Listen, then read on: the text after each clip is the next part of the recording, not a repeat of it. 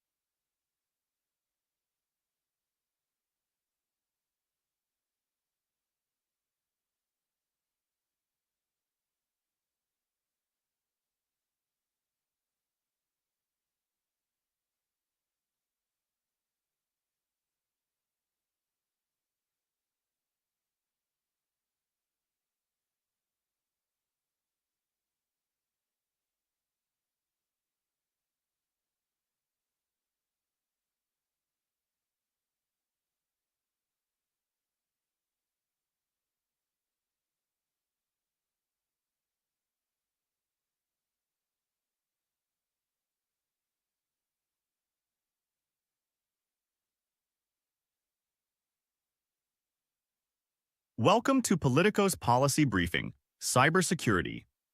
Please welcome Politico's editorial director of Politico Live, Stephen Overley. Good morning. Welcome, everybody.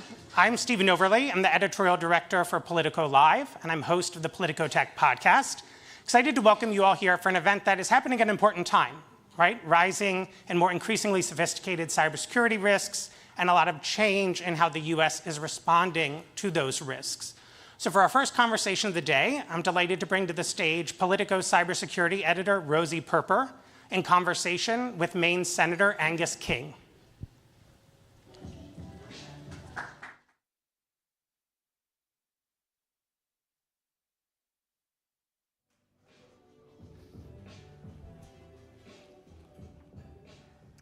Good morning, everyone. Thank you for joining us. I am honored to be the opening act for today's exciting event.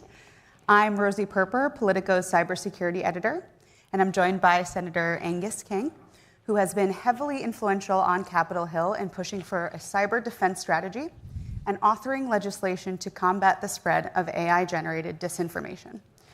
To kick things off, I want to talk about the must-pass National Defense Authorization Act.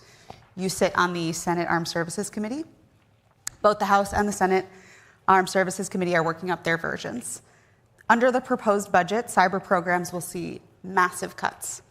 Are you concerned about the direction of our cyber defenses?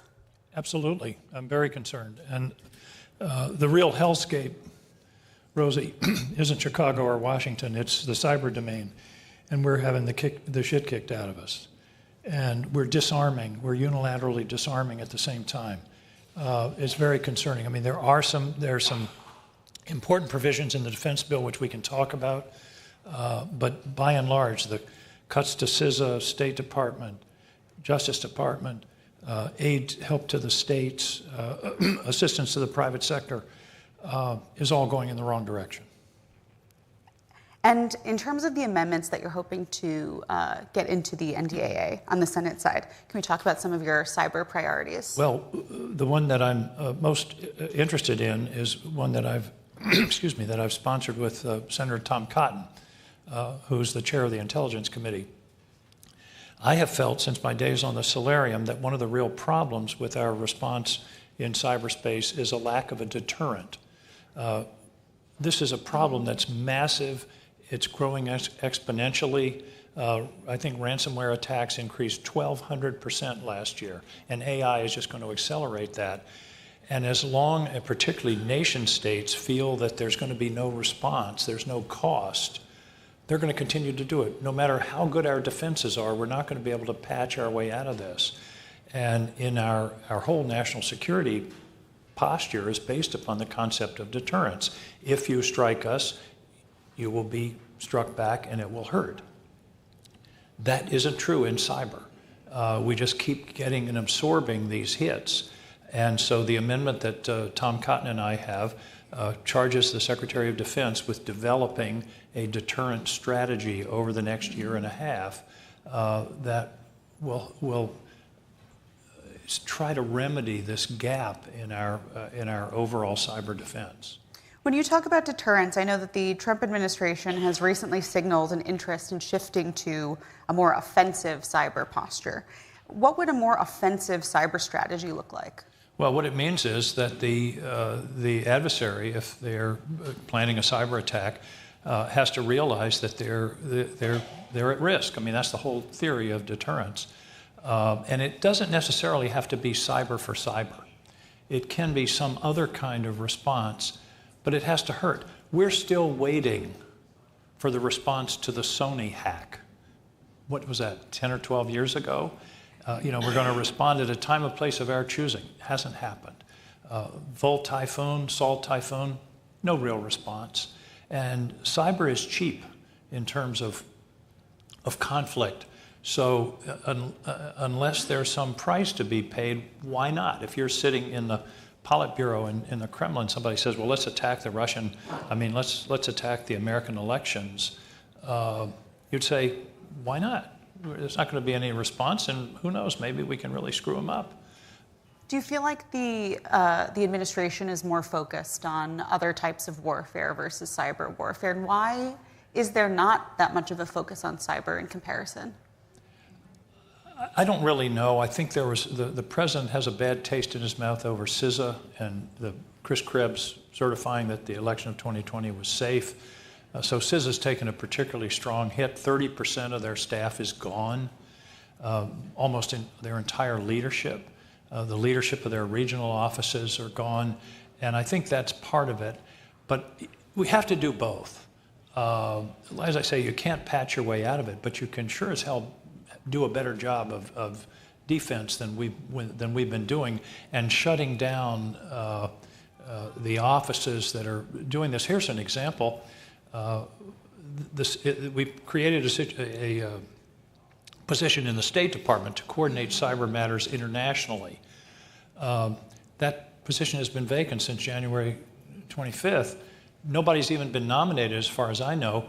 And a couple of weeks ago, we confirmed in the Senate the advocacy director for the SBA. Come on. If you can appoint an advocacy director for the SBA, I think you can appoint an international coordinator for cyber, because this is an international problem that requires a multinational response. Specifically, when we talk about cyber, CISA and the State Department, there's been a lot of turnover. What happens when you have that high turnover amongst these agencies? Well, you lose a lot of expertise, and that's particularly been true in CISA, that all of the leadership is gone, essentially. And I'm talking about down in the different offices. And you lose expertise, you lose momentum, you lose institutional knowledge. And these shouldn't be political jobs. I mean, they may be political appointees, some of them, but cyber is not a political issue. It's not a partisan issue. It's a national security issue.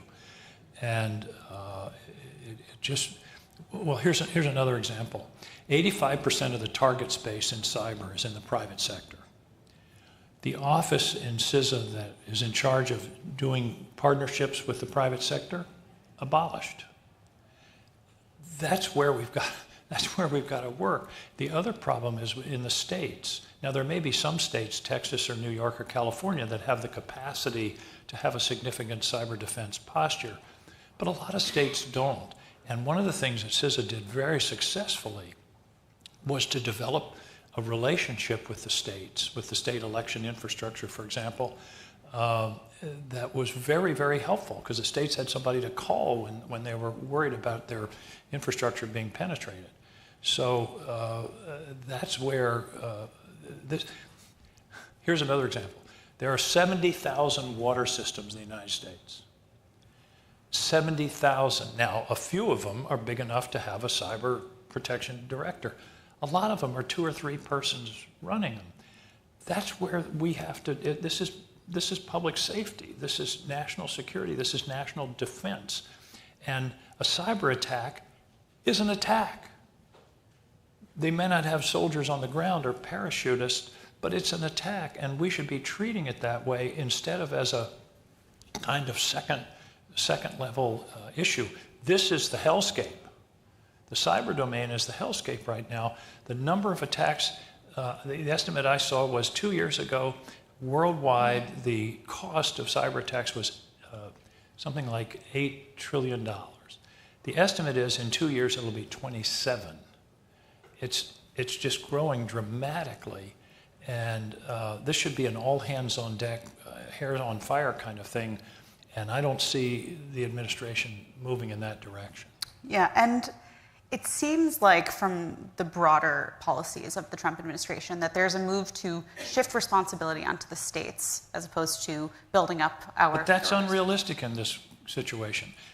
You're telling me that the state of Iowa has to take on the GRU in Russia? Give me a break. That's where you need the federal government to have a role. That's the nature of this threat. And again, Volt Typhoon, the Chinese were in our fundamental critical infrastructure, and then Salt Typhoon, the greatest hack into our telecommunication system in the history of the country. No response, but the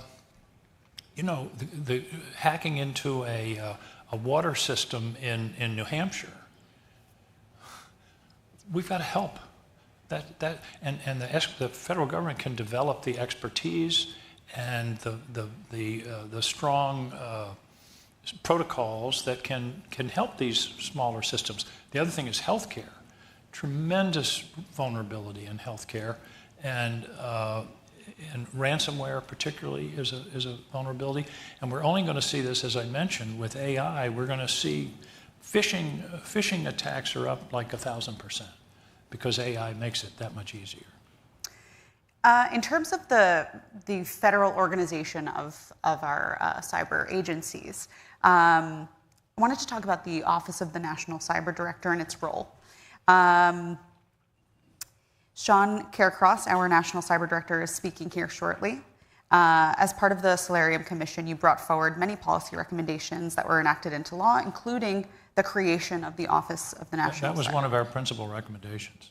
Do you agree with the way the Trump administration is sort of reconfiguring or placing certain agencies over others in the forefront of its strategy? Well, I don't think we have a clear strategy yet. And I think we need to see what is the strategy rather than just, kick CISA or close an office in the Justice Department, or the DNI has closed the disinformation project there. So I'd like to see a strategy as exactly what they have in mind. I don't know the new National Cyber Director. My understanding is he's good, capable, strong leader. They did abolish the position for cyber in the National Security Council. Maybe that's okay because then you have one point of authority in the White House. But I was a big supporter of the National Cyber Director because there's so much in the federal government, there's so many pieces to this all over the place. What I said during the Solarium Commission, one of my theories of management is you need one throat to choke. You need one place that has where you can have some accountability and authority. And so I have high hopes for the new National Cyber Director, but I hope that he will push for the reconstituting of these capabilities, particularly the capabilities of sharing information, risks, data, and protections with private entities, whether it's private entities in the private sector or the states, utilities, those kinds of things. Do you think there's an argument that can be made that we have so many different agencies or offices across the federal government that deal with cyber that it's hard to have sort of a streamlined strategy? Is there a lot of duplication or overlap in between them?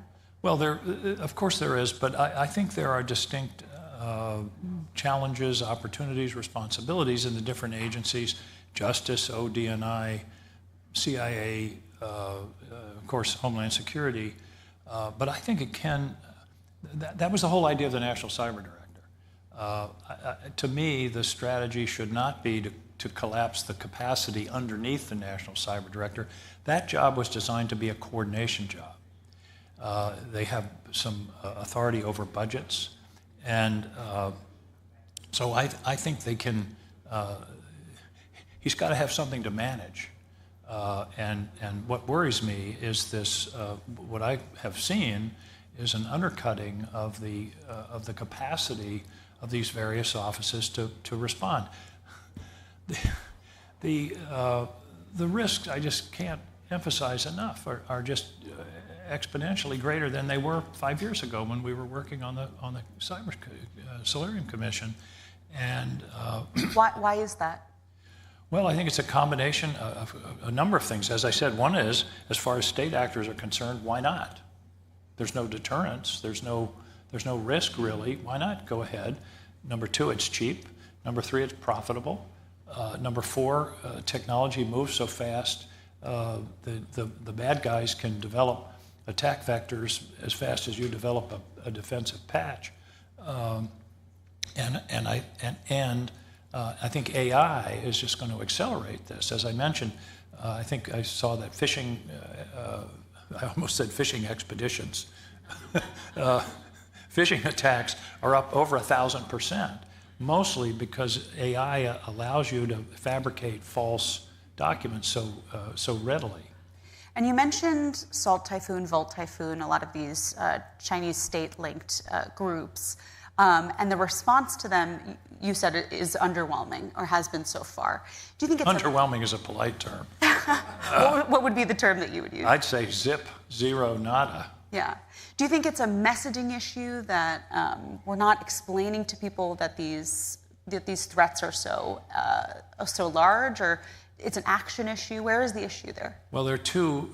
I think the theory of deterrence. Interesting enough, I remember this recently. I wrote my senior thesis on deterrence. That was a long time ago. That was, I was talking about George III, and anyway, it wasn't that long ago. But anyway, the theory of deterrence is capacity, will, and communication. First, you have to have the capacity. That's the offensive capacity that the administration is talking about, and I think that's a good thing. Secondly, you have to have the will to use it. In other words, your adversary has to believe that you'll do it. And third, interestingly, you have to communicate that you have it. And that goes against, I work on the Intelligence Committee, and the whole ethos of the intelligence community is everything is secret. We got to hold everything. We can't talk about things. Well, if you remember Dr. Strangelove, the doomsday machine didn't work because the premier wanted surprises and hadn't announced it yet. And it's not a deterrent if your adversary doesn't know about it. So that's number one. The deterrent has to be stronger. But one of the concerns here is that a deterrent of an offensive response could provoke a tit for tat. And that gets back to our defensive position, which I think is being undermined. Right. And in terms of deterrence, I want to talk about the possible creation of a U.S. cyber force. Today, We've got one. It's called Cyber Command. Do you think that we need an entirely new branch of military to enhance these capabilities? No. We've got NSA and Cyber Command. We have what's called the dual hat arrangement, where one person is the head of both, which I think makes total sense. There have been, a number of studies of whether that dual hat arrangement should continue, but all have concluded that it should, that it makes sense to have one person in charge. But no, we don't need to create another branch. We've got it. We just We just need to use the tools we have. Lincoln famously said to McClellan, "If you're not going to use the Army, could you lend it to me for a while?" And we've got the capacity. It's a question of will and communication.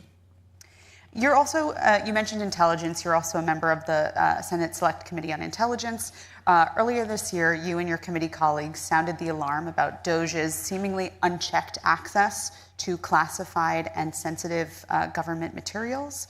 A recent whistleblower report said that sensitive Social Security data was moved by DOJ staffers to unsecure servers, potentially putting millions of Americans at risk. Where do things stand now in terms of what data DOJ had or has, and where is it? Putting that data in an unsecured situation is like it's the functional equivalent of putting a sign on your back that says "Kick me." It's an invitation to a cyber attack or a intrusion, a hack of some kind. I don't know where that data came to rest and what that situation is, but it was very disturbing to me that you had a bunch of people monkeying around, burrowing around in these agencies that literally didn't know what they were doing.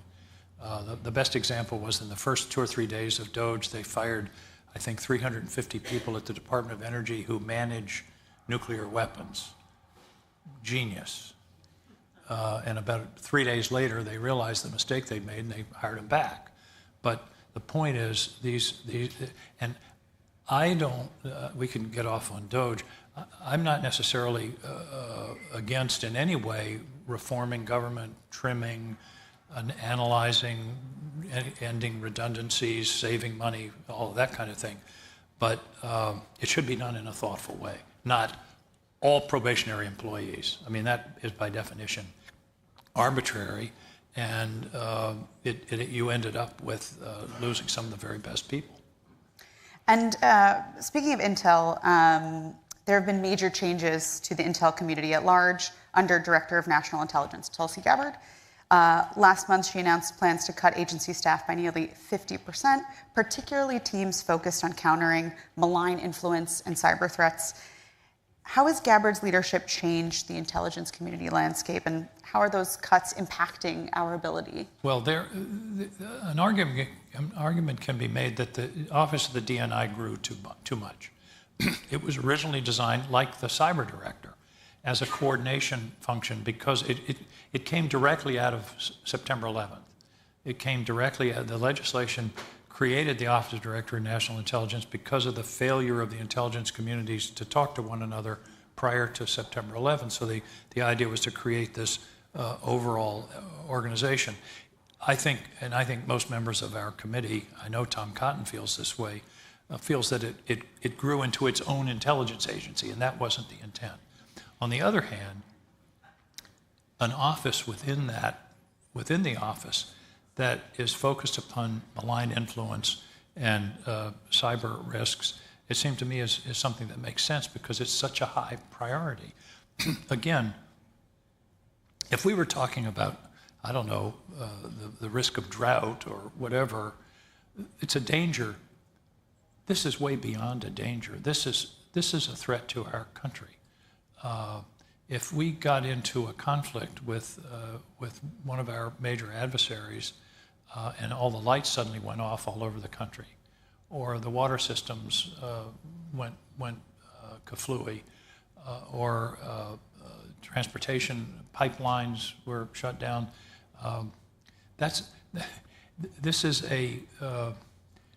it's hard to overemphasize how serious this is. And therefore, it requires, as I said earlier, an all-hands-on-deck, really serious response. I'm not against reforming, looking at it systematically. I did that as governor of Maine.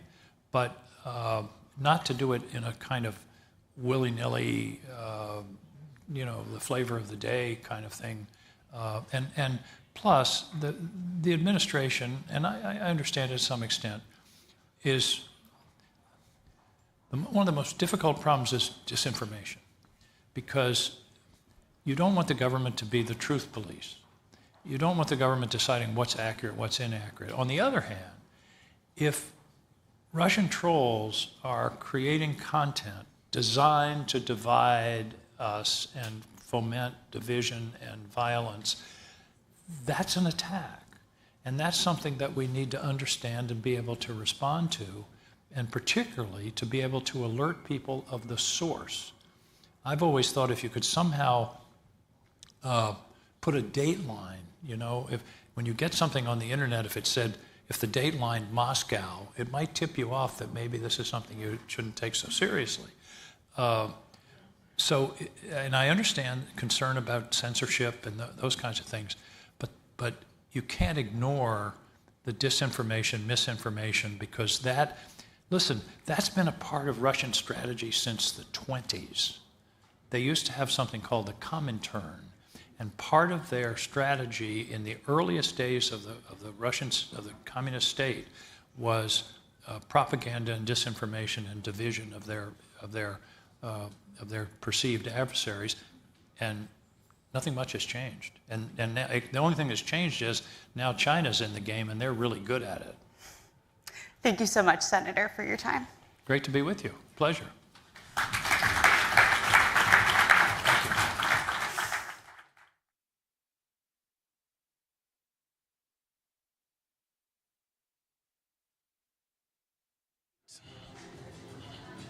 Thank you so much, Rosie and Senator King, for that conversation.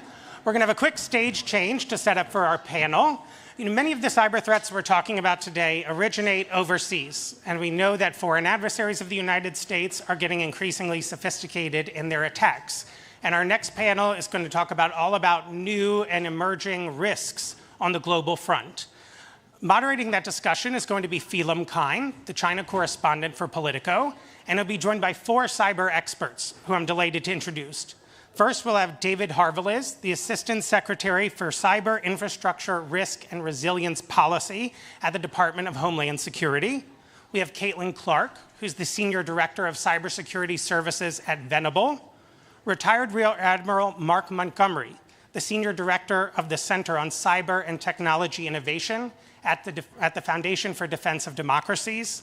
And finally, we'll have Matt Hayden, the Vice President of Cyber and Emerging Threats at General Dynamics Information Technology. So please join me in welcoming them to the stage for our next conversation.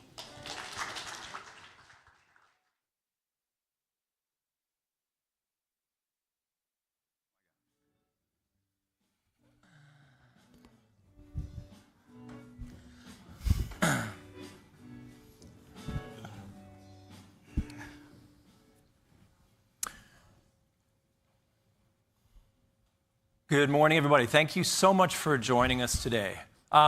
In recent months, we've seen Chinese hackers penetrate U.S. infrastructure and telecom systems. We've seen Iranian hackers penetrate manufacturing and transportation systems. And we've seen Russians access or breach a federal court filing system. It seems like some of the United States' most sensitive systems are under relentless attack, and foreign adversaries are essentially running rings around U.S. defenses. Now, joining us today to discuss these issues and discuss the challenges and how to address them is what I consider to be essentially the cybersecurity equivalent of SEAL Team 6. And I want to dive into this and get their views, starting with what's top of the news. So we know that very recently the National Security Agency and the Cybersecurity Infrastructure Security Agency issued a rare joint advisory with 20 other countries warning that the notorious Chinese hacking outfit Salt Typhoon was continuing to inflict and penetrate U.S. and international infrastructure and telecom systems. Now, this kind of comes as a surprise to me in the sense that a year ago, my colleague in the cyber team, Maggie Miller, was writing about Salt Typhoon and the urgency in addressing it. And for some reason, Salt Typhoon and these other foreign adversaries who have the cyber techniques necessary for the job are continuing to do this. So I want to start by asking Assistant Secretary Harveliz, what is it about these adversaries, about Salt Typhoon in particular? how and why is it able to continue to penetrate these systems despite our best efforts to prevent it? Thank you for the question, and thank you all for being here, and thank you, Politico, for putting this on. And I think fundamentally, the nature of cybersecurity and offensive cybersecurity globally comes down to rules of engagement and whether or not a nation state is willing to do certain things and cross certain red lines. And if you're willing to do that, as China just showed, it has opened up a sort of a new era. So this pre-positioning inside our critical networks through Volt Typhoon, sort of as a landmark move by the CCP. And it's going to take a concerted effort across all of our allies, as you mentioned in your question, but also leadership here at home. And I think the fact that President Trump has assembled what is a veritable dream team in the two Seans, Sean Cairncross, Sean Planky coming in at CISA soon, hopefully, and then at NSC and at DHS with Nick Anderson and other folks. So this dream team of cyber leadership will put together the response that we need, and you're going to hear a lot about this coming up from these other folks on the panel that I'll let them talk about. But the rules of engagement have now changed dramatically, and we're going to be exploring Hunt Forward and other new advanced methodologies to address what they've done. Thank you for that. So I want to jump on this idea. So we have an administration dream team that's attacking this issue. I'd love to dive down into specifics. Matt and Caitlin, what should that dream team be doing? What's in the toolbox? We've got China essentially opening up this Pandora's box, crossing the red line. Matt, you want to jump on this first? Yeah, I think one of the first things we have to look at is to your opening. It's difficult to say that adversaries are eating our lunch as much as it is to acknowledge that there are certain owners and operators across the domestic U.S. footprint that don't recognize they're in a contested space. And so the first step we have to do is to manage that contested space as it truly is. So when you have a domain in conflict like this, cyber is a domain in conflict just like air, space, water, and the like, and we're just not putting that war posture or conflict posture in place in certain areas that we candidly rely on for day-to-day national critical functions. So the next steps is, one, you do have a heavy deterrence need. State actors, criminals, they know they can't go to Disneyland anymore, but they do need is something that makes them kind of question those conversations moving forward about strategic planning for the impact, whether that be all the levers of government or a direct cyber response. That also means our incident response for those types of things needs to increase and have heavier resilience options. Thank you. Caitlin, do you want to drill down a bit in terms of what should this sort of war footing approach involve? I agree with Matt. I think one of the things is first we need to acknowledge and expose the behavior, which was what was done a lot in that CISA and NSA joint advisory, exposing the poor behavior and the bad behavior. Second, as Matt said, there's a lot of companies around the country that don't realize that they are on the front lines. And even if we are alerting them to the risk, sometimes they don't know what they're supposed to do with that information.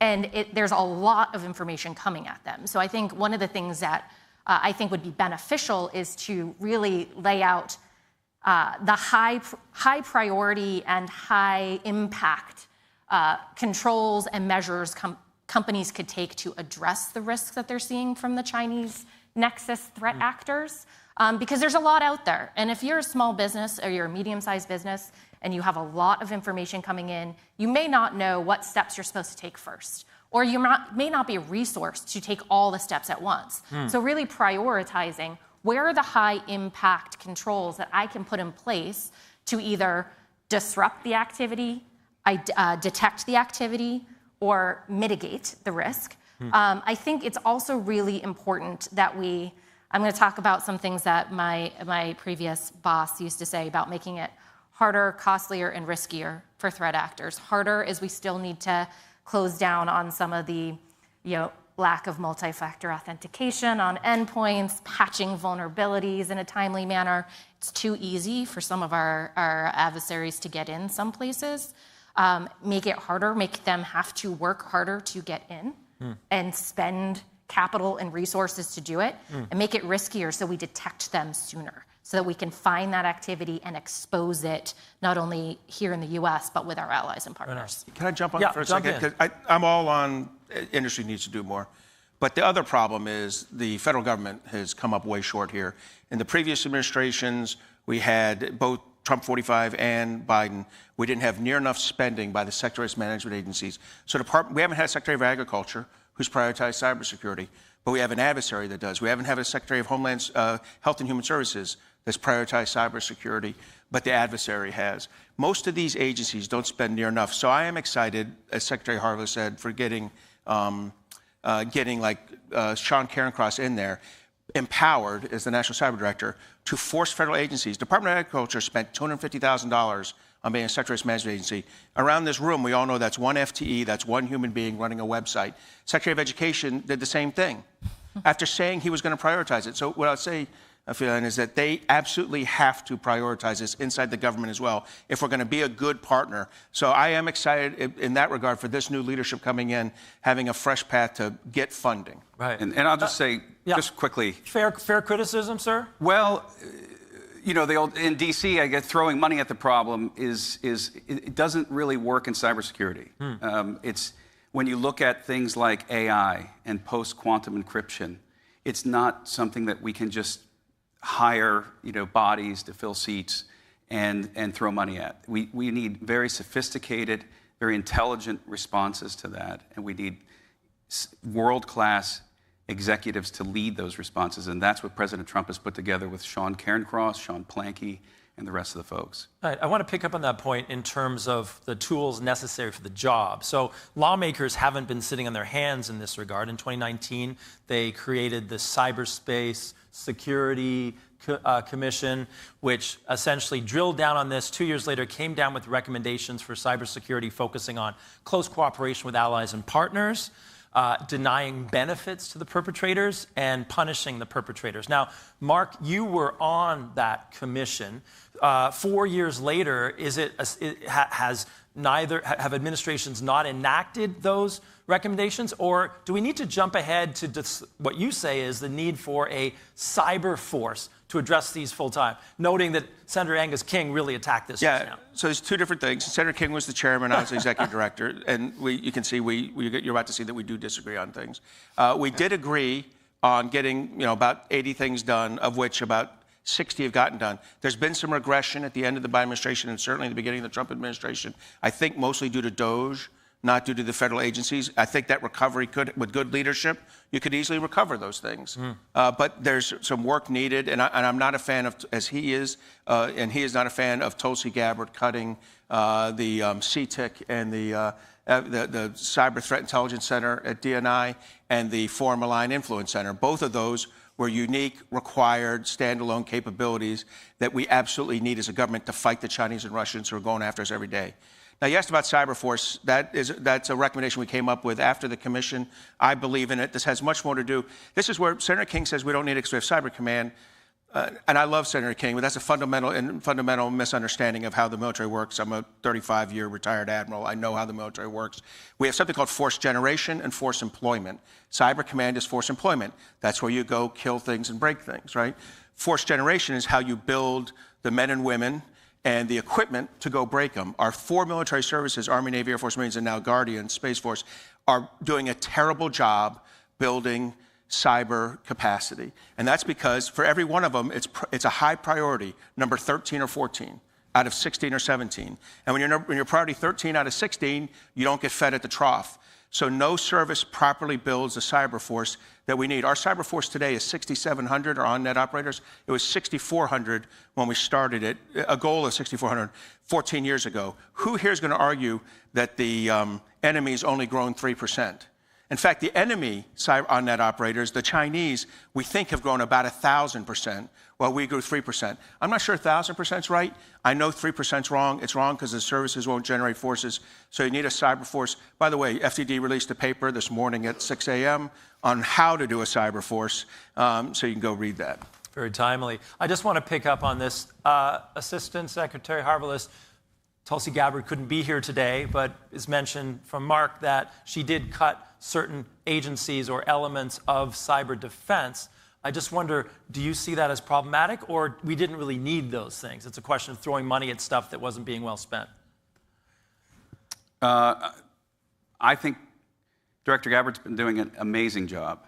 And I was at ODNI last week, and I can tell you that the people there are highly, highly skilled and competent, super smart, and I have total faith that we're going to work together to solve. This is a whole of government approach that we're using. There's a lot of inefficiencies, particularly in the cybersecurity space in the federal government, and we've been able to uncover those and unleash the real talent that was inside that wanted to do things. Now, I agree with some of the criticism about not building a cyber operative capacity. How many Chinese operators would you estimate? I think there's 60,000. I think we have 6,000. Did everybody hear that? China has 60,000 operators, and we have 6,000. That's, if you take one thing away, you should take that away from this. So what you're not going to see here is infighting in the Trump administration with respect to cybersecurity. You will not see infighting, personality issues. The heads of the federal response for cybersecurity and protecting the nation against cyber attacks, including Sean Cairncross, Sean Planke, the NSC, Alexei Anderson over at DHS. We are working hand in glove together, okay?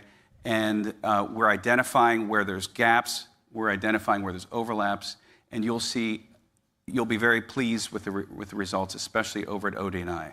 Great, thank you for that. I want to go back to, again, the Cyberspace Solarium Commission, and one of its key recommendations was this idea of working closely with allies and partners. And what we know in terms of recent reporting, that members of the Five Eyes intelligence sharing group, Canada, United Kingdom, Australia, New Zealand, have been apparently concerned about the Trump administration's sort of drift toward Russia and creating some concerns about the security, integrity of data that they may share. So I know that Matt and Caitlin, you guys have close contacts in government and in the private sector. I wonder whether you could speak to this in terms of what you've heard about these governments and these agencies' concerns about how it can or should be sharing information with the United States government at this particular time.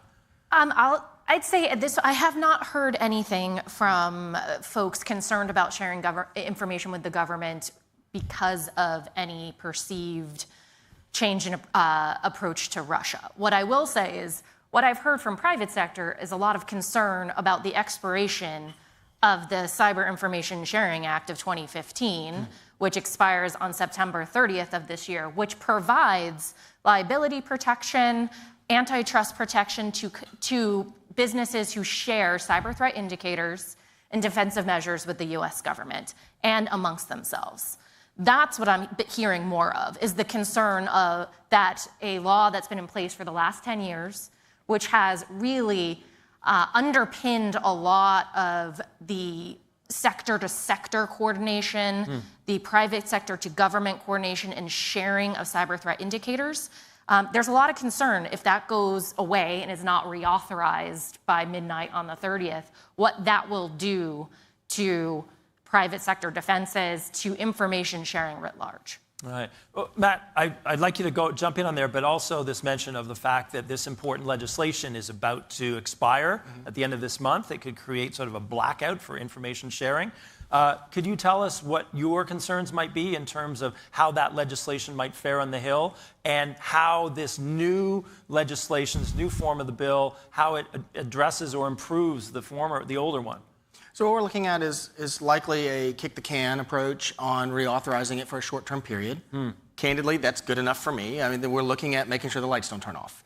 There was a goal that hopefully we would get a longer runway to try and take on some of those broader liability protection challenges, but turning the lights on is enough. And so what the current approach has is that if you have a operation and a cyber issue, you can share it with the federal government, and you have a little bit of shelter there, so in a do no harm mindset. And that's necessary not just because of the United States, but to your international question. When it comes to the Five Eyes, that's the gold standard for international sensitive sharing. And what you have found across all of the large critical infrastructure, both globally and domestically, is that adversaries aren't coming from their home country to perform cyber attacks. The number one source for domestic cyber attacks is the United States infrastructure. They take over U.S. infrastructure and use it to their benefit.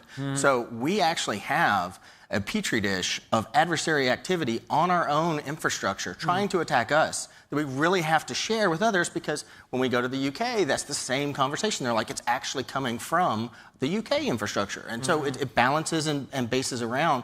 But if you take a look at, for example, in my world, we have to take a look at like things on the internet that are kind of these honeypots out there that are just getting whacked just to see what's out there. A majority of them are from Five Eyes-based countries. And it's those types of attacks are not from Five Eyes operators. It's from the Big Four. It's from criminal actors. But that cadence, that battle rhythm, that reps that we get as an industry and as a government in battling these on our own turf has to be shared, because right now we still are in a posture of reactive.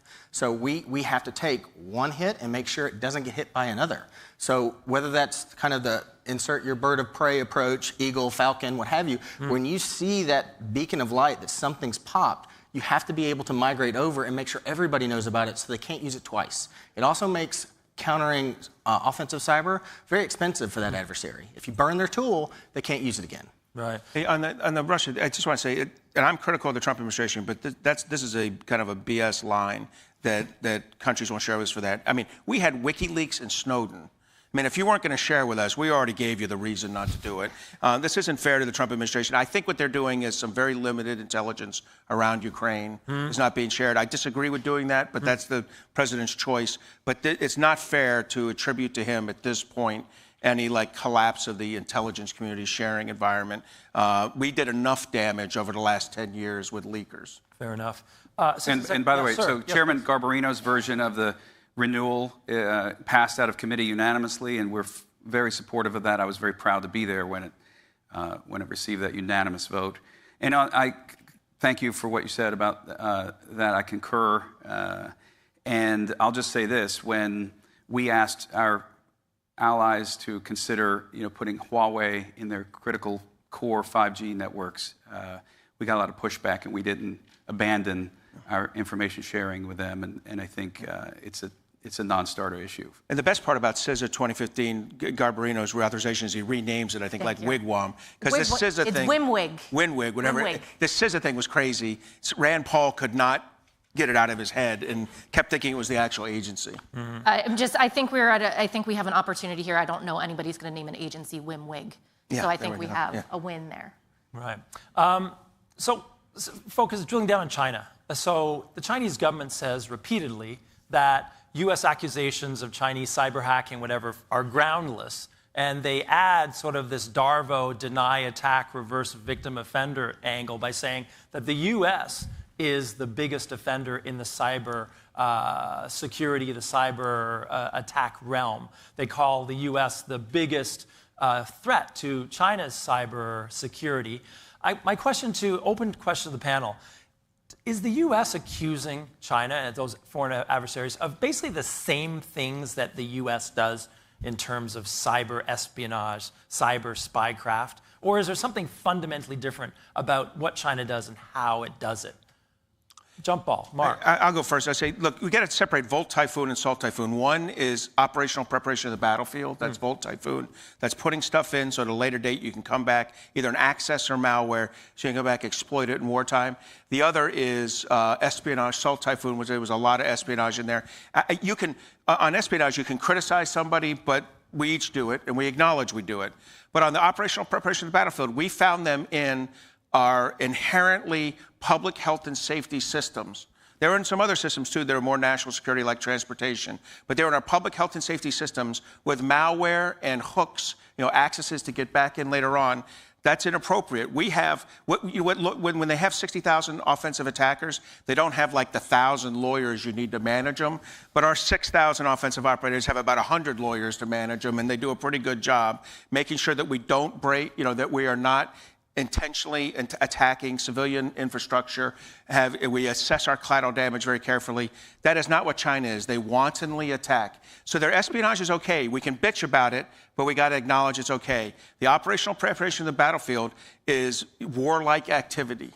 And we have caught them doing it. FBI director put it out last year very clearly at a congressional hearing, and every agency's backed him up. They're doing operational preparation of the battlefield. We got to knock that off. Right.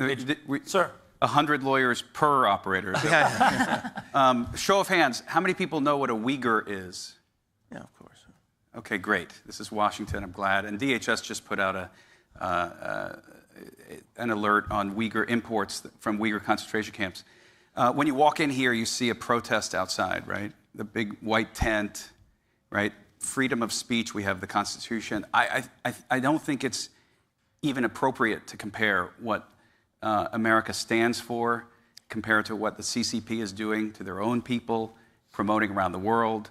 And so not only just, practically what Mark said about the numbers, the sheer numbers, and their willingness to go into ransomwaring hospitals. Okay, if you ransomware a hospital and they can't access their computers, children die. We don't come anywhere near that. And so it's not even in the same ballpark. Right. I want to go even sort of deeper and darker in that regard. And I want to open this to panel. We're in our last couple minutes here. But for a lot of Americans, this idea of the threat of cybersecurity threat and how China could or would use it in a conflict situation is pretty esoteric. I want to ask the panel, in your most concise terms, what would like a 0-day cyber attack, military-style cyber attack, designed to take down the United States, what would it look like and how bad could it be? Could you sketch it out in visceral terms? Caitlin. So I am a former FEMA employee. I spent many years there, and I think of the communities after a Category 5 hurricane goes through and there's no running water, there's no electricity. You can't go to the store to get supplies. That's how I see it. It is a cyber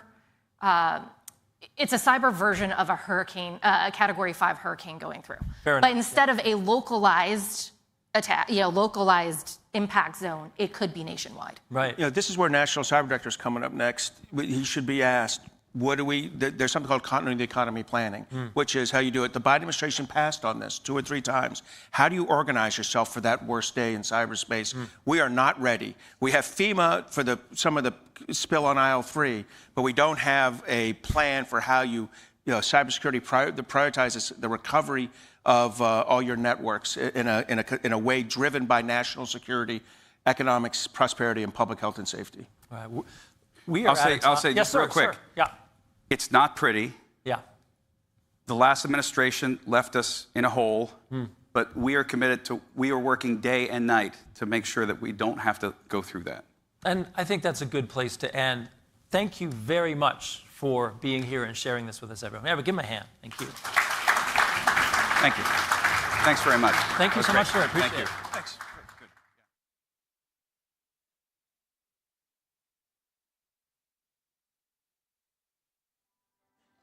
Thank you very much to our panelists. We're going to do another quick stage change. Coming up in our program, we have a sit-down interview with National Cyber Director Sean Carencross. Up now to the stage, I'm pleased to welcome Politico's Chief Commercial Officer, Callie Bowdy, for an executive conversation with Drew Bagley, the Chief Privacy Officer of CrowdStrike.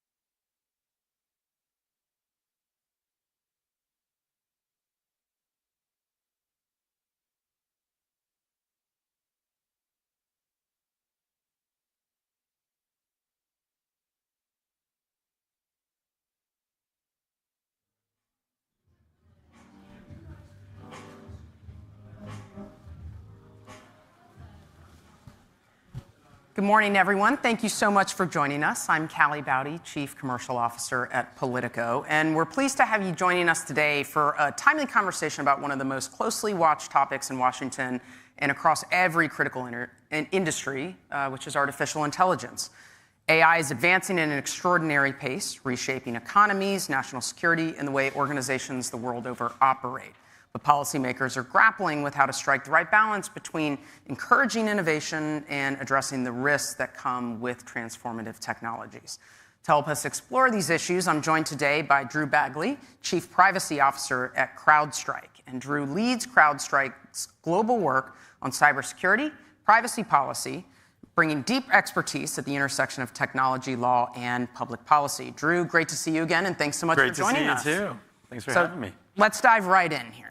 Artificial intelligence is transforming industries in real time. Cybersecurity is no exception. So as threats become more sophisticated, what role can AI play in strengthening cyber resilience? Sure, Callie. When I think about AI and cybersecurity, I like to break it down into 3 buckets. So there's AI for defense, AI for offense, and then protecting the AI itself. When it comes to AI for defense, AI has actually been part of cybersecurity for a very long time. And traditionally, when we think about the value that AI brings to cybersecurity, you have to remember that fundamentally, cybersecurity is a data problem. There's lots of data generated by our devices, by the way in which machines talk to machines.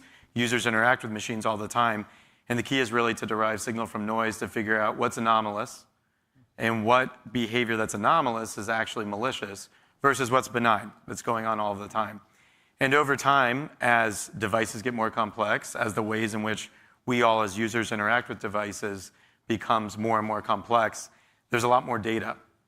And also, over time, as adversary activity evolves, that means that looking and trying to figure out what's anomalous becomes much more challenging. So today, for example, the overwhelming majority of intrusions don't involve any malware. They just involve the use of legitimate credentials that adversaries are able to obtain, and then adversaries are logging in instead of breaking into devices. And what that means, and where that value proposition comes for AI, is that when you're processing that much data, and it becomes that much more difficult to tell what's legitimate and what's not legitimate, that's where AI is very, very useful. So a lot of that traditionally has been done with machine learning, static machine learning, behavioral machine learning, to look for indicators of attack. And increasingly, we're in a world in which it's not just how AI is used to detect things, but also AI being leveraged by defenders to even interact with this data. And that's what's really the next leap forward now, to become much more efficient, because adversaries are really, really fast, and defenders have to be faster. And so it's only really through AI and operating at that AI speed that you're able to do that, because AI brings speed and scale. So defenders are moving faster. They understand the complexity of the threats is growing and increasing. But how are adversaries actually using AI right now? Yeah, adversaries, like all of us, are leveraging AI. And so the ways in which I think about that in the adversary space is really, at a high level, AI has democratized lots of things. There are many things we all do that used to require either resources, time, maybe even knowledge in many ways, that no longer require that. Maybe all 3, and that no longer require that. And that the same is going on for adversaries, where already in cybersecurity, adversaries can go and buy credentials on the dark web, can use ransomware as a service without actually having to know how to code, or malware as a service. And so there is this overwhelming trend of a democratization of destruction. And now with AI, adversaries are really using it for several categories. So one is to better increase social engineering. So adversaries can set up fake personas online much easier. With the North Korean IT workers, for example, AI was used to generate LinkedIn profiles and CVs that were much more compelling than if somebody was just acting on their own. But because they're able to use that generative AI, they're able to do that. Similarly, just creating personas that then trick people into turning over credentials, pretending to be the IT help desk, crafting better phishing emails, better lures that seem more compelling than the ones of the 1990s and the early 2000s. And then on a technical standpoint, it's much easier now with even already breached data to sift through that data by leveraging AI. and determine, again, that signal from noise problem to solve, determine what is actually useful in that data set versus what's not, or to look at even technical memory dumps from computers and figure out where there might be passwords, or look for vulnerabilities. A lot of that would have taken a lot more time and a lot more resources in the past, and that's really something where the barrier of entry is lowered a lot with AI and the way adversaries are using it. And then lastly, in addition to the social engineering and the technical operations, there's a lot of disinformation that adversaries are able to use.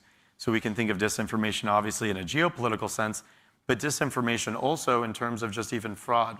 Adversaries are much better able to set up websites that look like legitimate brands and are actually trying, once again, like the tale's oldest time, to just trick people into turning over their legitimate information. And that's become a lot easier with AI.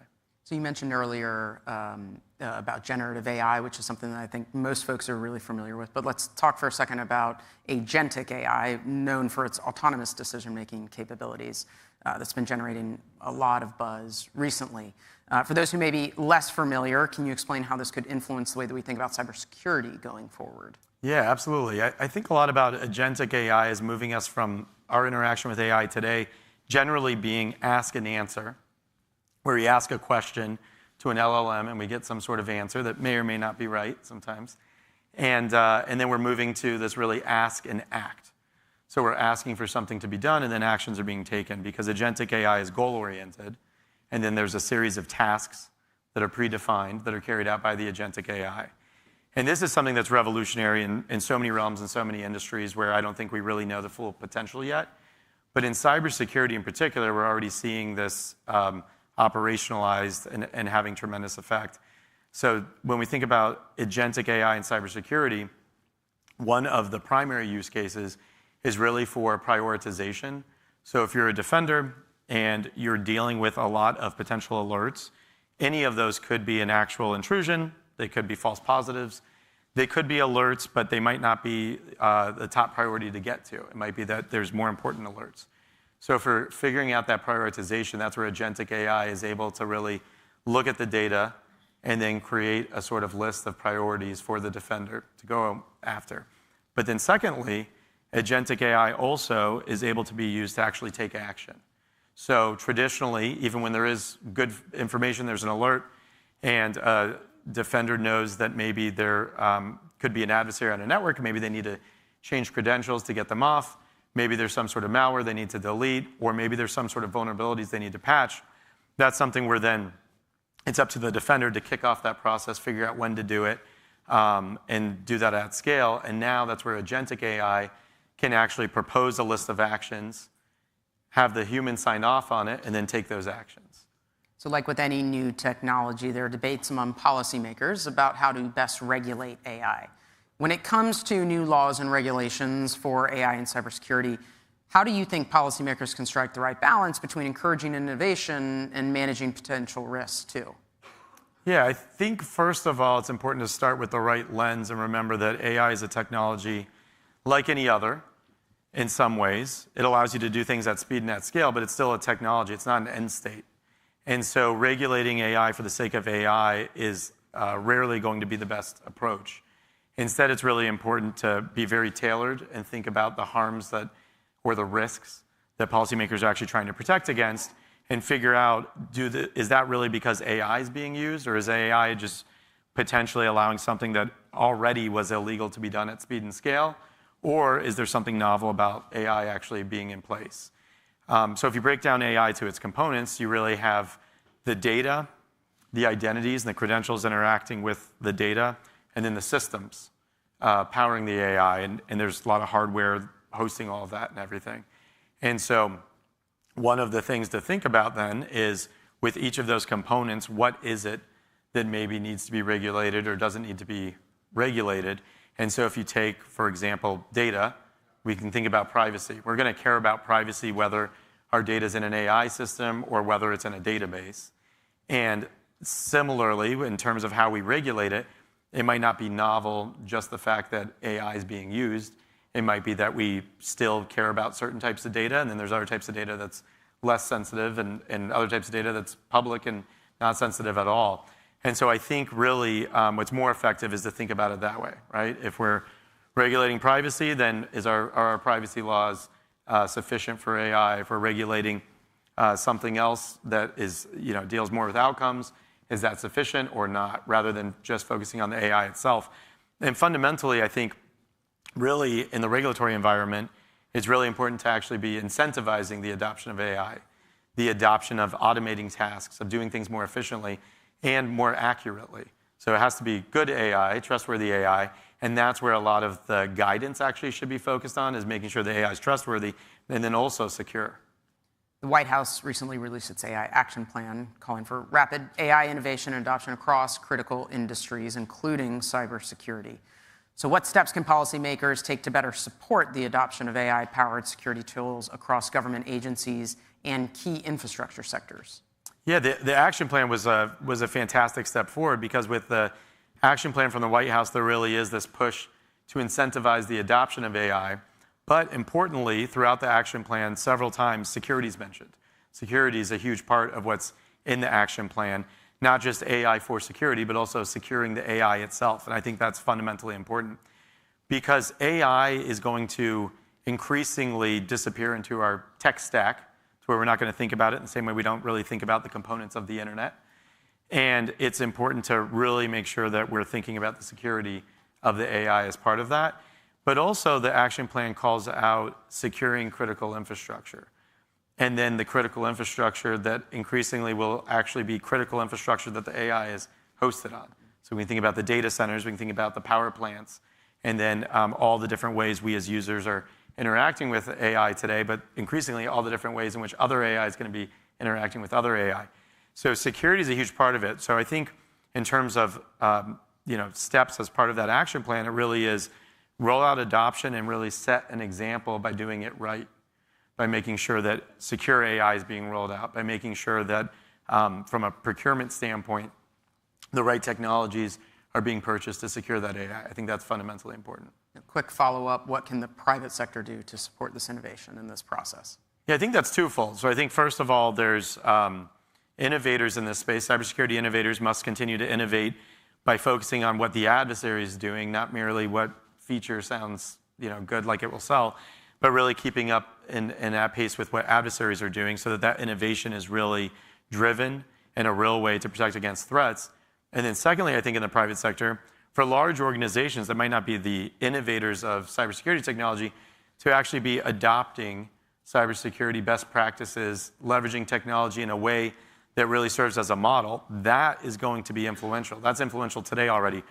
The ways in which Fortune 500 companies, and especially if you look at certain sectors like the financial sector, are able to have really, really strong cybersecurity programs, that's something that then can serve as a model, not only in the public sector, but also in entities that are dependent upon the public sector, like critical infrastructure entities. So the last panel just before us closed with a question on what is the worst possible scenarios or outcomes that could happen. So as we wrap up, let's take a little bit of a different approach. Let's look ahead. We're not doing doom and gloom? Not unless you want to. Choose your own adventure here. But what I'm most curious... I have a fork in the road, okay. What I'm most curious to hear, Drew, is what do you think policymakers and industry leaders need to do to prioritize to make sure that the U.S. stays ahead of some of those doomsday threats that we just heard about? Well, staying ahead is key. That absolutely has to be the goal. And so I think that big picture, when we think about the adoption of AI, we have to think about all of the different, there were the components I was talking about a moment ago, where there's the data, how are we protecting the data, how are we protecting the systems, and how are we protecting the identities interacting with those. I think that's fundamentally important. But then big picture, those other components, how are we thinking about and staying ahead of generating enough power for AI in a sustainable way, and in a way where that's secure, those facilities are secure. The data centers themselves, how are we doing that and thinking about that in a sustainable way that's also very secure. And then also with data, there are such large amounts of data. I think it's really important in terms of staying ahead to really think about things through a risk lens. You either have visibility into a risk and can mitigate it, or if you don't have visibility, you're not going to be able to mitigate that. And so we need to constantly be asking ourselves, do we have visibility into the risk? What are the risks? And think about what threat actors are doing and constantly, in a continuous way, evaluate what that risk is. And then constantly ask, do we have the data to actually see what that risk is? And if we have those things, then that's where we can always, in terms of the staying ahead part, be thinking about how to leverage that data to mitigate that risk and close that risk. The risks will always be there. The risks will always be evolving, but we have to be really thinking about that. And then really, now that we're in this world where I think folks are better able to understand there are physical components to all of the cyber stuff. It's not just ones and zeros. It's ones and zeros that sit somewhere, that are powered somehow. I think it's important to think about that from an infrastructure way and make sure we're making those sorts of investments. And that really means policymakers need to ask, how are we securing it? What is the risk? Do we have visibility into the risk? How are we securing it? But also, how are we resourcing all of this? And are we resourcing all of this? Because you could do all of those other things right, and then that gives you maybe an approach, a plan, and whatnot. But if it's not being resourced in some sort of way, then you might not be effective in actually carrying it out and ensuring that things are secure and implementing it. And I think that's really important. So I think policymakers today need to ask that big question of how are we making sure that we're incentivizing secure AI and resourcing that secure AI? I think that's the big takeaway. I think that's a great place to leave it. Drew, thank you so much for the discussion, for sharing your perspectives, and thank you to CrowdStrike for their support of today's event. Thank you for having me, and I hope we were a good warm-up act for Director Karen Cross. If he's popular, it's because of us. Great. Thank you very much. Thanks, Drew. Thank you. Great. Appreciate you not leaving me hanging. Thank you, Drew. Thank you, Callie. To close out our event, I'm pleased to bring to the stage Politico cybersecurity reporter Maggie Miller for a conversation with National Cyber Director Sean Caron-Cross.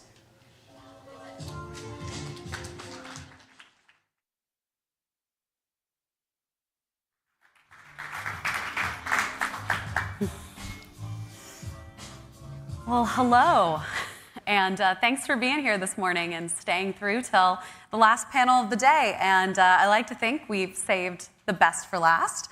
Director Caron-Cross, our very recently confirmed new National Cyber Director. Welcome to the stage, and thanks for being here. Well, thank you, Maggie. It's a pleasure to be here. Good morning, everyone. Excited to be here, and it's an honor to be in this role and to finally be in place. Absolutely. Well, we are going to dive straight in. I know that you came from another event this morning, which was your first time addressing, I think, the public in this role. So we're happy to have you the same day. So I just want to dive in and ask immediately about what are your top priorities for this role, maybe a top three, and kind of your plans for implementation on this. Yeah, sure. First off, I would say, organizationally and structurally, I'm trying to make sure that this office is in the place it's intended to be. It was that we elevate it to where Congress and the executive designed it. And the U.S. hasn't had in the past a single point of policy coordination and integration for cyber. And I think as a result of that, we've grown sort of a tactical patchwork system that's great at responding to the hack of the day or the latest intrusion, very capable at that, but it's lacked coherence and direction. So that's thing number one, is coordinating across the interagency and throughout the private sector and with our allies. Thing two is, I think it is important that we really start to shape adversary behavior. We haven't done it. We haven't done a great job at doing that in this space. And the burden of risk in cyberspace should be shifted from Americans. I mean, these are some of the most vulnerable Americans who are held at risk by bad actors here. And by bad actors, I want to particularly point to China as the numero uno in that category. But also our critical infrastructure, and the sort of things that keep our daily life functioning. And so in order to do that, we can't be ambiguous. We have to be clear that behavior is unacceptable, and there has to be a cost to shift their risk calculus in this space. So that's thing 2. And thing 3 is I want to make sure that the United States government is working well and closely with the private sector. We've got such you're all part of it. You've got such a capable, innovative private sector. We have, Drew was just up here from CrowdStrike, one of the premier companies with capabilities in this space, in the defense and security space, that's remarkable. There are several others as well. And we need to be coordinating and working not only with them, but across across the critical infrastructure sectors to ensure that that we are all working together. We have a regulatory environment that needs to be streamlined. We have compliance burdens on companies where they can't direct resources to the assets and the activities that really should take the priority for defense. Focus a little bit too much on a compliance checklist, and we want to change that. And we're going to be working with industry to do that. That's something I don't have all the best ideas there. We need help. And so in order to get help, there's got to be strong engagement, and we've got to figure out how to align incentives to make that happen. And then on the third, another vital priority is making sure our allies, our foreign allies, we are working closely and in partnership with.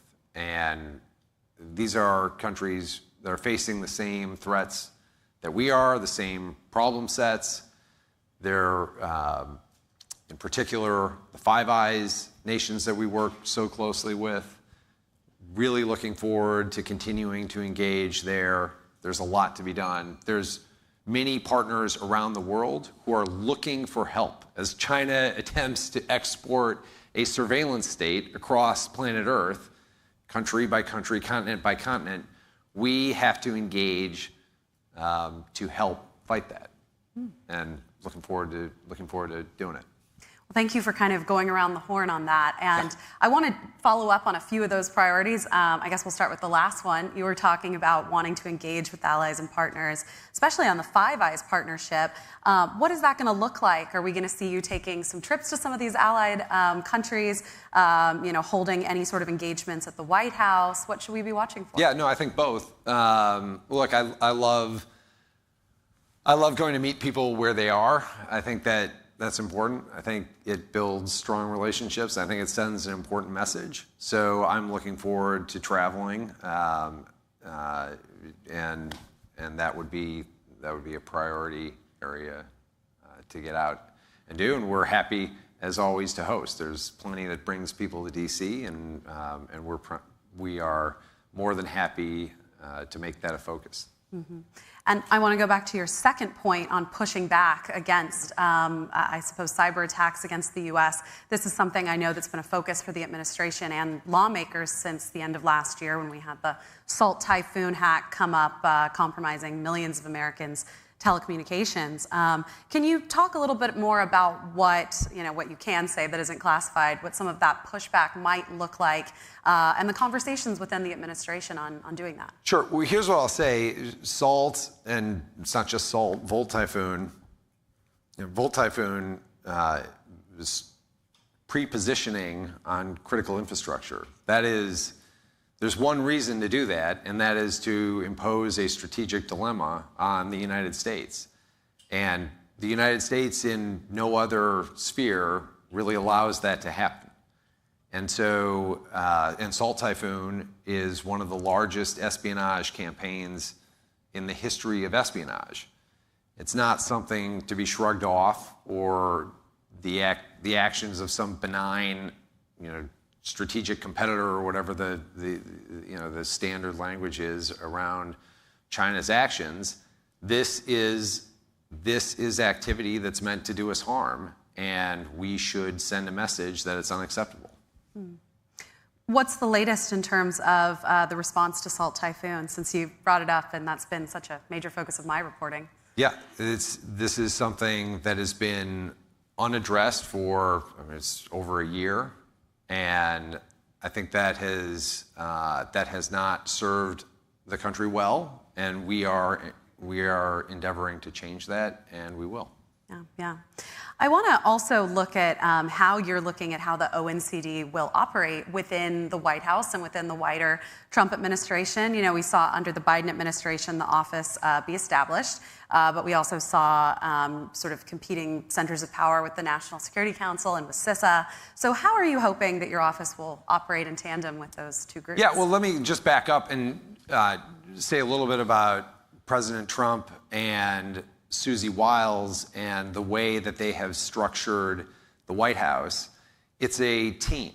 This is a cohesive group of people. We talk to each other, we communicate, we work together, we try to align activities, try not to surprise one another. It's really, every organization that I've ever been a part of reflects the leadership at the top of the organization. And I think that flows through from the president to Susie, all through the team, and it's a terrific thing to be a part of, and that environment makes it far easier to establish the office as a primary coordinating policy shop across the interagency. When you have people who are more concerned about getting things done for the United States of America and working on the team than turf wars and bureaucratic nonsense that has, I think, occupied this space for a long period of time. So specifically, what sort of issues are you hoping your office might tackle versus, for example, I know Alexei Bolazal on the National Security Council? Yeah, the NSC, Alexei does a tremendous job. They have they're obviously very, very focused on the offensive piece of this, but like I say, the United States hasn't had an overarching cyber policy, a strategy that's set in coordination with, from offense all the way through to end user defense, to state, local, and tribal governments working together in putting tactical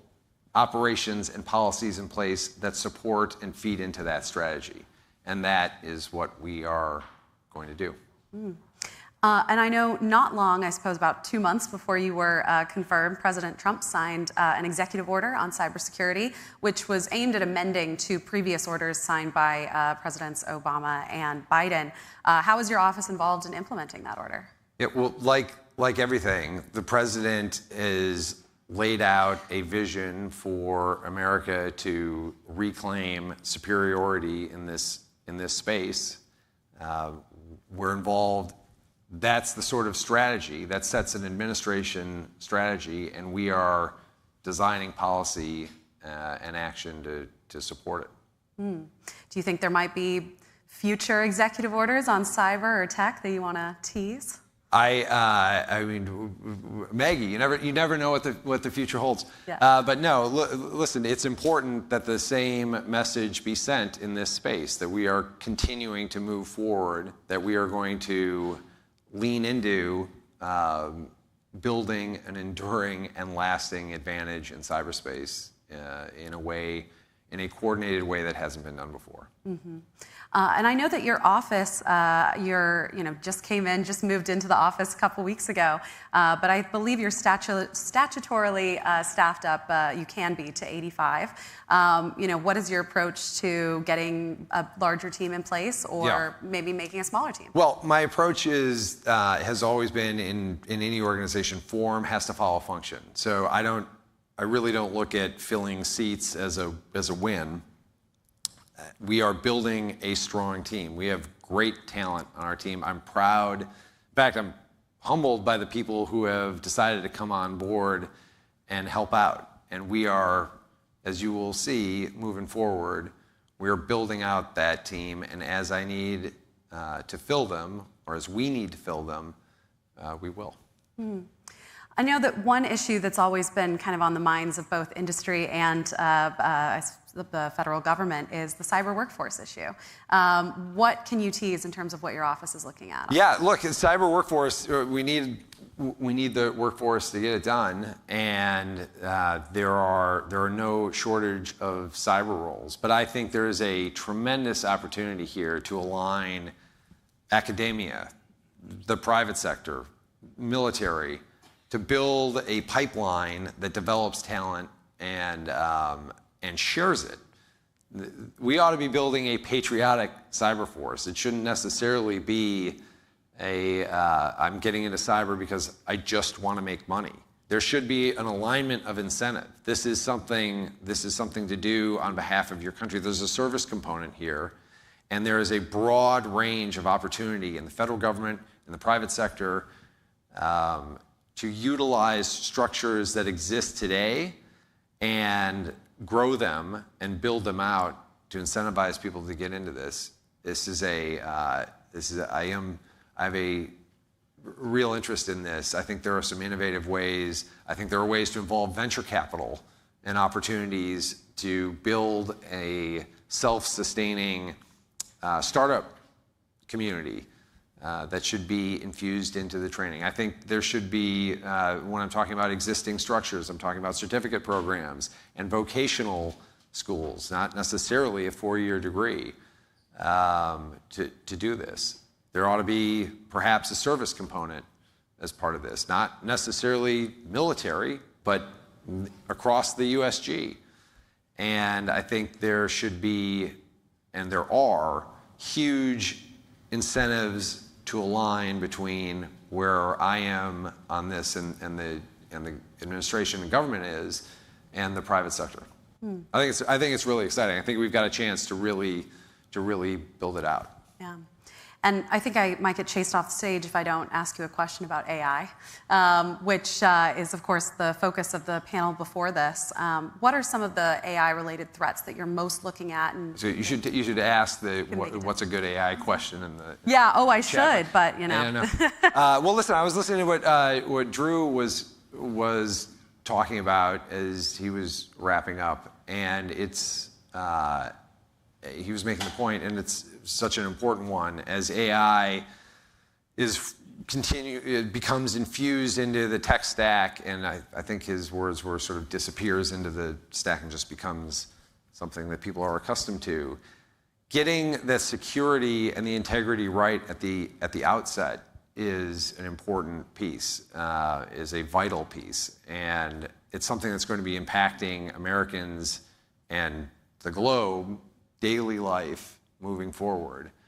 And when we set out originally, the internet was invented for ease of operation and commerce and interoperability, but the founders there's a great story I heard about some of the very early developers of code, and they all shared an office space. And so there was no security in the very founding of this because people were just passing a code around the office. Great. But that mindset wasn't there at the outset, that we needed to secure this at a base level so that as it grew and scaled, it would be easier to defend.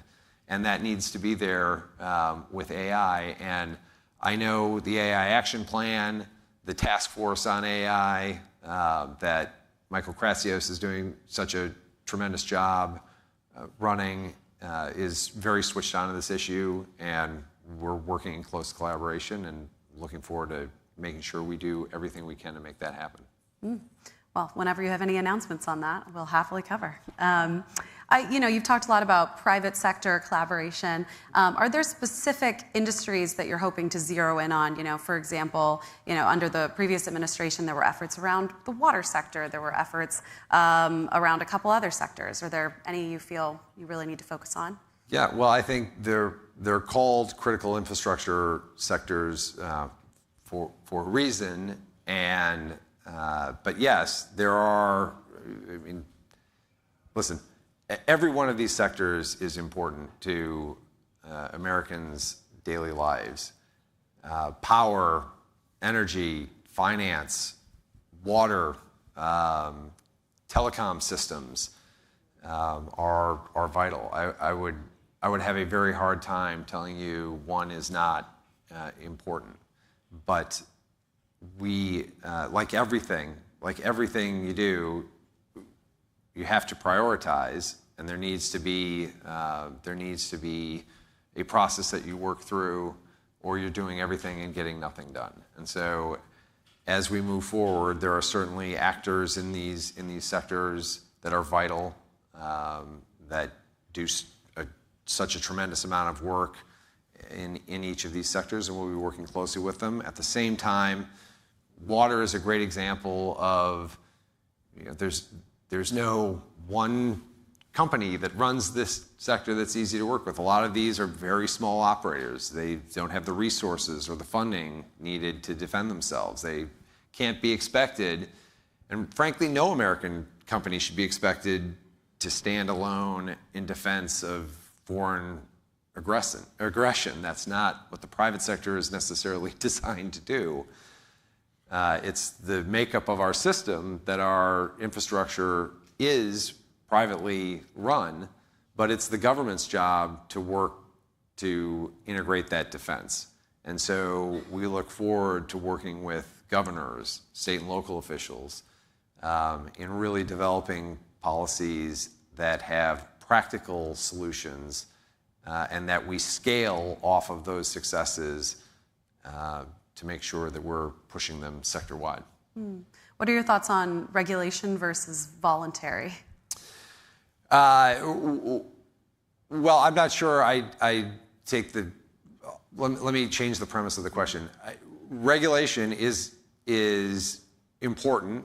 It's, in many cases, vital. Many times, the sectors and the industry will tell you, we need regulation, clarifying this, that, or the other. But it's not necessarily regulation versus voluntary. There's a huge delta in between there, and it's figuring out what is the right balance to make sure that industry is doing what it should and must do on secure and privacy by design, and that government is helping to streamline the regulatory burden around cybersecurity and defense.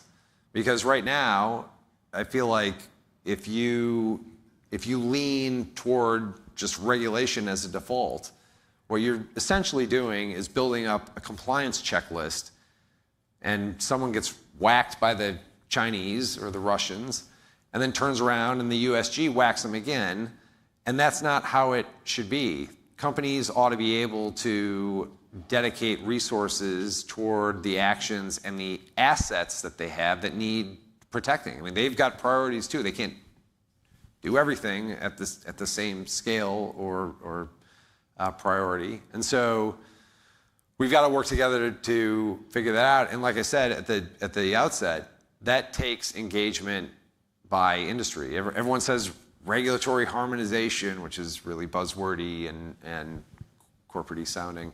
I like lists. I like specific things. I like concrete things that we can go do. So if we are able to work with industry in sector to figure out, here's where the real burden is. Here's what we need to streamline. Here's what needs to be changed. We can go focus on getting that done and put a lot of effort and heat into doing it. But I am not interested in the 27 white papers about the academic theory behind regulatory harmonization. Zippy interest. I want to move the ball forward on this so that we can put action into place that defends the country. Well, I hope DC think tanks are listening to you as you say that. Yeah. Want to ask you about one program. Not attacking the think tanks. Yeah. They're great places. Great places, but look, you're only in these positions for so long, and the clock is ticking, and I don't feel as though it's my job to process paperwork. I think that my job and the team that I'm building see their job as getting things done for the American people.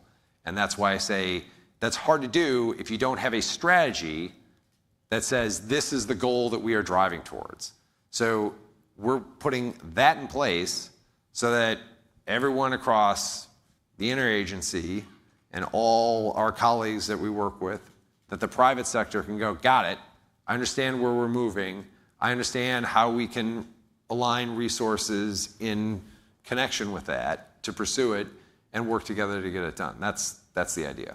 So I know you just said you don't like paperwork, but should we expect a written cyber strategy coming out from your office soon? There will be a cyber strategy.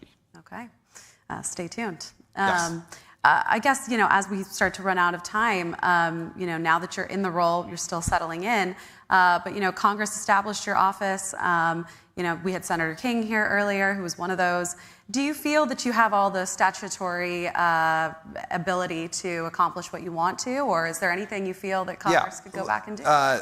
Listen, the first thing I'd say is I appreciate all our allies on the Hill. I think everyone, there's broad alignment that cybersecurity is a national security interest, that we need a strategy. I think the creation of the office is a good indicator of that. We look forward to working closely with the Hill, and that's great.